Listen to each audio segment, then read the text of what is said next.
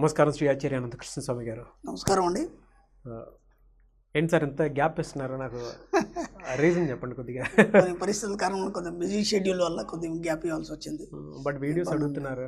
ఖచ్చితంగా ఇస్తాను. ఇక మీకే ఒక 1 వీక్ మీకే ఇచ్చేస్తున్నాను బ్రహ్మాండంగా. ఓకే, 68వ మనీ మంత్రం సార్.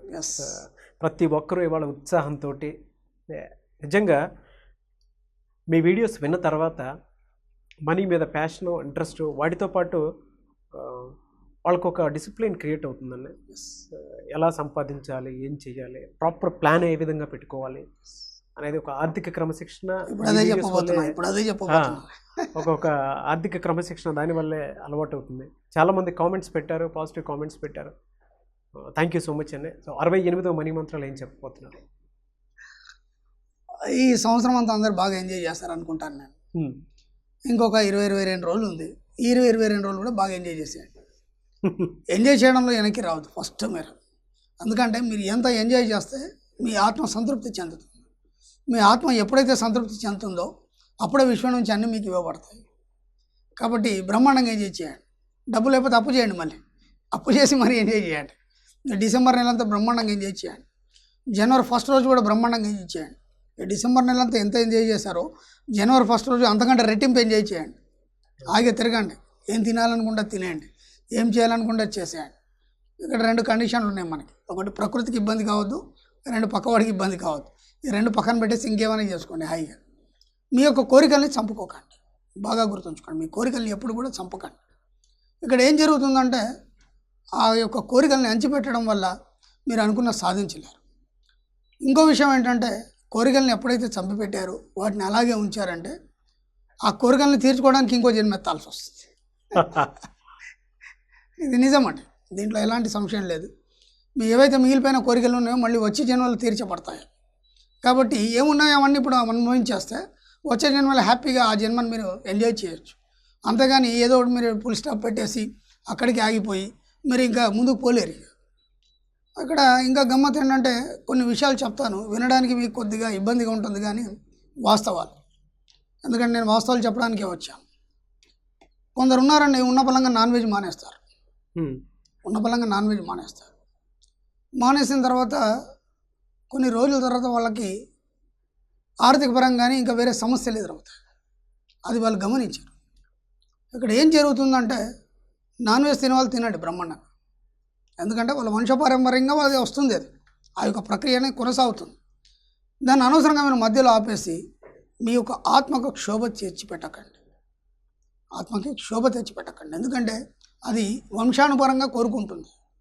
కోరుకునే దాన్ని మీరు అనవసరంగా ఏదో ఒక దీక్ష తీసుకున్నా, లేకపోతే ఏదో మంత్రం తీసుకున్నా, లేకపోతే ఏదో మెడిటేషన్ అని చెప్పేసి దాన్ని మధ్యలో ఆపేయడం వల్ల ఏమవుతుందంటే మీ యొక్క సిచ్యువేషన్స్ అన్నీ మారిపోవడం జరుగుతుంది.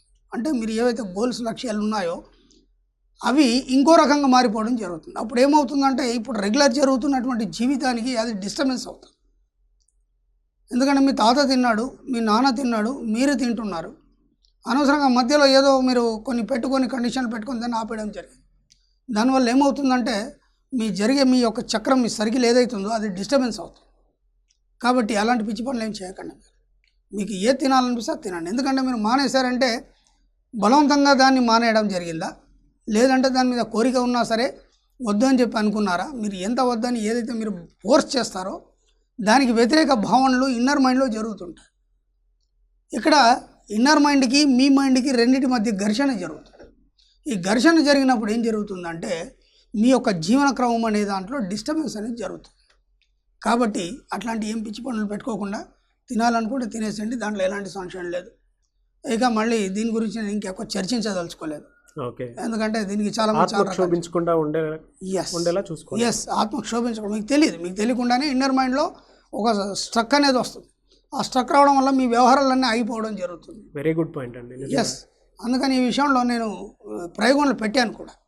నా దగ్గరకు వచ్చిన క్లయింట్స్ విషయంలో ఎన్ని రకాల వాళ్ళకు తంత్రాలు చెప్పాను, ఎన్ని రకాలు ఏమో చేశాను, అయినా వాళ్ళకి పనులు కాలేదు, ఎందుకు కావట్లేదు అని చెప్పేసి ఒకసారి చర్చలో భాగంగా అడిగాను, మీరు నాన్ వెజ్ తింటారా లేదా అంటే ఇంతకుముందు తినేవాళ్ళం అండి, మధ్య ఆపేస్తాం. ఓహో ఇక్కడ వచ్చింది కీలకమైన పాయింట్ అని చెప్పేసి దాన్ని పట్టుకొని అన్నాను, మీరు మళ్ళీ మొదలు పెట్టండి. మీకు మనసులో కోరిక ఉంది, కానీ దాన్ని బలవంతంగా అంచుకొని ఇంట్లో వాళ్ళ కోసం లేకపోతే ఇంకా దేనికోసం మీరు మానేశారు.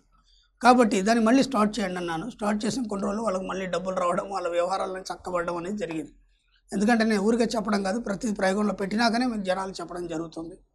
ఇలాంటి ఏమన్నా మీరు కొన్ని బంధనాలు కానీ, కొన్ని రిస్ట్రిక్షన్స్ కానీ, లేదంటే కొన్ని చాదస్తాలు కానీ ఏవైతే ఉన్నాయో ఇవన్నీ మనకి డబ్బు రావడానికి కానీ, లేకపోతే మన సర్కిల్ సక్రమంగా సాగడానికి ఇవి ప్రతిబంధకాలుగా ఏర్పడతాయి.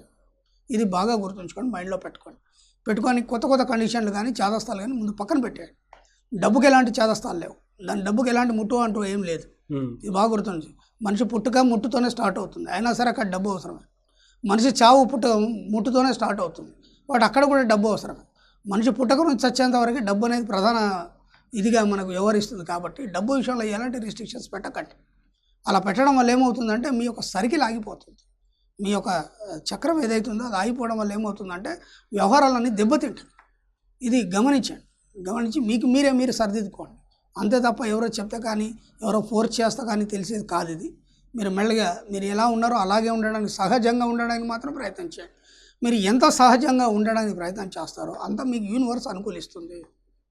ఎందుకంటే ఒకానొక సమయంలో మహాస్వాతంత్ర సంగ్రామం జరుగుతున్నప్పుడు దేశం మొత్తం కరువు వచ్చేసినప్పుడు అక్కడ నుంచి సప్లై చేయాలి, మెటీరియల్ అంతా సప్లై చేయాలి దేశం మొత్తం. కానీ సప్లై చేయడానికి కూడా వీలు లేదు. అట్లాంటి టైంలో మహాత్మా గాంధీ చెప్పాడు, సముద్ర తీర ప్రాంతాల వాళ్ళు ఎవరైతే ఉన్నారో వాళ్ళందరూ ఆ సముద్రంలో దొరికే చేపలు అవి తినేసేమని చెప్పాడు. అక్కడ నేను తినను అట్లాంటిది ఏం రిస్ట్రిక్షన్స్ లేవు, ఎందుకంటే అప్పుడు ఆహారం పంపించే పరిస్థితి లేదు.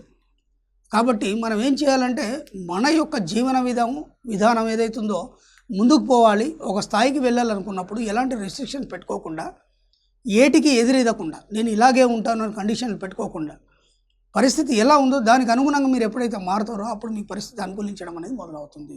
ఇది బాగా గుర్తుంచుకోండి. ఎక్సలెంట్గా చెప్పారు. ఎస్. ఇక రెండోది ఏంటంటే 2019 అయిపోయింది, ఎలాగోలో గడిపేసాం, దానికి ఒక మీనింగ్ లేకుండా పోయింది ఇప్పటివరకు. కనీసం ఇప్పుడు మనీ మంత్ర ఇవన్నీ ప్రోగ్రామ్స్ వింటున్నారు, చాలామంది కూడా వాళ్ళ జీవితాల్లో చాలా మార్పులు వచ్చినాయని చెప్పేసి నాకు కామెంట్స్ పెడుతున్నారు, దాంతోపాటు కాల్స్ కూడా చేస్తున్నారు. సంతోషం, ఎందుకంటే అందరికీ నేను ఒక్కనే వెళ్ళి చెప్పలేను. దాదాపు ఒక 5 లక్షల మంది వ్యూవర్స్ ఉన్నారు మనకి. 5 లక్షల మందికి ఒకేసారి నేను సబ్జెక్ట్ పంచలేను. కాబట్టి కొద్దిగా క్లాసులు పెడుతూ అక్కడ ఎక్కడ మేము దాన్ని మ్యాక్సిమం ఈ యొక్క సబ్జెక్ట్ని అందరి దగ్గర తీసుకుపోవడానికి మేము ప్రయత్నం చేస్తున్నాం. దాంట్లో భాగంగా నిన్ననే విజయవాడలో జరిగింది ప్రోగ్రామ్, ఇప్పుడు 15కి మళ్ళీ బెంగళూరులో ఉంది, మళ్ళీ 22కి హైదరాబాద్లో ఉంది, అలాగే నెక్స్ట్ మంత్ 5కి వైజాగ్లో ఉంది ప్రోగ్రామ్. ఇలా మేము ప్రోగ్రామ్స్ మ్యాక్సిమం మేము ప్లాన్ చేస్తున్నాం. ఈ బిజీ షెడ్యూల్ వల్లనే కొద్దిగా వీడియోలు చేయలేకపోయాం. ఖచ్చితంగా మీకు వీడియోలు ఇస్తాము అందరికీ. దీని ద్వారానే ఎంత వీలైతే అంత సబ్జెక్ట్ ఇవ్వదలుచుకున్నాం మేము. దీంట్లో ఎలాంటి సంశయం లేదండి, నేను దాచుకోవడానికి రాలేదు, ఇవ్వడానికే వచ్చాను. ఇక 2020 అనేది మీరు బ్రహ్మాండంగా ప్లాన్ చేసుకోవాలి. ఓకే. ఎందుకంటే ఇప్పటిదాకా ఎలాగెలా గడిచింది, ఇప్పటివరకు ఇవన్నీ వింటున్నారు, ఎంత వీలైతే అంత క్లాస్కి వచ్చే ప్రయత్నం చేయండి. ఎందుకంటే చాలా లోతుగా చర్చించాలి జరుగుతుంది. అలాగే జనవరిలో ఒక స్పెషల్ క్లాస్ పెడుతున్నామండి. ఇప్పటివరకు ఈ సబ్జెక్ట్ అంతా మనం క్లాసులో చెప్పాము, అది కాకుండా కంప్లీట్ డిఫరెంట్ సబ్జెక్ట్ ఉంటుంది మనకి జనవరిలో స్పెషల్ క్లాస్. అది ఆ స్పెషల్ క్లాస్ ఎవరు పడితే వాళ్ళు రావడానికి లేదండి. ఖచ్చితంగా 1-2 క్లాసులు నా క్లాసులు అటెండ్ చేసిన వాళ్ళే దానికి రావాలి, లేకపోతే ఆ సబ్జెక్ట్ అర్థం కాదండి. కాబట్టి ఎక్సలెంట్ స్పెషల్ క్లాస్ చాలా డెప్త్గా ఉంటుంది. దాంట్లోకి వెళ్ళిన తర్వాత మీకు అర్థమవుతుంది కదా అసలు ఏంటి, మనం ఊరికే కూర్చుంటే ఎందుకు వస్తుంది డబ్బు, ఎలా వస్తుంది, ఈ విశ్వ సంపదను ఎలా పొందాలి, ఎక్కడ మనం పొరపాట్లు చేస్తామని దాంతో ఓపెన్ చేస్తాం. ఇంకా 2020లో మాత్రం మీరు ఇలా ఉండడానికి వీల్లేదు. ఎందుకంటే మీరు నిస్సహాయ స్థితిలో దరిద్రంతో డబ్బులు ఎంతనంతో బతకడం అనేది యూనివర్స్ ఎప్పుడు ఒప్పుకోదు. ఎందుకంటే ఆరోగ్యంగా ఉండడం అనేది సహజం, ఇది బాగా గుర్తుంచుకోండి. ఆరోగ్యంగా ఉండాలి, మీరు అన్ని సంపదలతో కూడి ఉండాలని విశ్వం ప్రతిక్షణం మిమ్మల్ని కోరుకుంటుంది. కాబట్టి 2020 ప్లాన్ ఎలా చేయాలనేది కూడా క్లాస్లో చెప్తాం. మీకు కొన్ని నేను అడ్వైజ్ ఇస్తాను ఇక్కడ దీని పరంగా. ఖచ్చితంగా అందరూ కూడా 2020లో అందరూ కోటీశ్వరులు కావాలని మేము మనస్ఫూర్తిగా కోరుకుంటున్నాము. దాంట్లో ఎలాంటి సంశయం లేదు. సార్ తంత్రాస్ అయితే నేను ఎక్కడున్నా సరే, ఎక్కడన్నా కనీసం బయట ఎవరికైనా రోడ్డు మీద ఎవరైనా కనిపించినా మహిళలే అడుగుతున్నారండి, తంత్రాస్ కొన్ని వీడియోస్లో లేవు, ఎందుకు అడగట్లేదు? సో ఏం చెప్పబోతున్నారు తంత్ర? ఇక్కడ తంత్ర విషయానికి వస్తే నేను చాలాసార్లు చెప్పానండి. తంత్ర కానీ, జ్యోతిష్యం కానీ, వాస్తు కానీ ఏవైనా సరే మీ జీవితంలో ఒకటే భాగం మాత్రమే, అదే జీవితం కాదని నేను ఎన్నోసార్లు చెప్పాను, మళ్ళీ చెప్తున్నాను. ఎందుకంటే పబ్లిక్ ఇంట్రెస్ట్ కోసం నేను తంత్రాలు ఇవ్వడం జరుగుతుంది. ఈ సబ్జెక్ట్ వేరు, ఆ సబ్జెక్ట్ వేరు. కానీ ఈ తంత్రాల ద్వారా కూడా చాలామందికి లబ్ధి పొందింది కాబట్టి వాటిని కంటిన్యూ చేయదలుచుకున్నాను. నేను ఏం చేస్తారంటే, పిల్లలు ఉన్నారు ఇంట్లో, చాలా మొండితనం చేస్తున్నారు. ఎంత కూడా వాళ్ళు వినటం లేదు, బాగా అల్లరి చేస్తున్నారు, ఇక విసిగిపోతున్నారు మీరు. అట్లాంటి పరిస్థితులు ఏం చేస్తారంటే మీకు దగ్గరలో ఉన్నటువంటి సుబ్రహ్మణ్య స్వామి దేవాలయానికి వెళ్ళండి. వెళ్ళేసి ఆయనకు ఒక్కసారి ఆవు పాలతోనే అభిషేకం చేయించండి. ఆ చేయించడం వల్ల దానికి ఒక లింక్ అనేది ఉంది. ఆ లింక్ వల్ల పిల్లల యొక్క మొండితనం కానీ అల్లరి కానీ మాని సక్రమంగా ఉండే అవకాశం ఉందండి. ఖచ్చితంగా మీ దగ్గరలో ఉన్న సుబ్రహ్మణ్య స్వామి దగ్గరికి వెళ్ళి ఆవు పాలతోనే అభిషేకం చేయించి. చిన్న డౌట్ సార్, ఆ లింక్ ఏంటండి?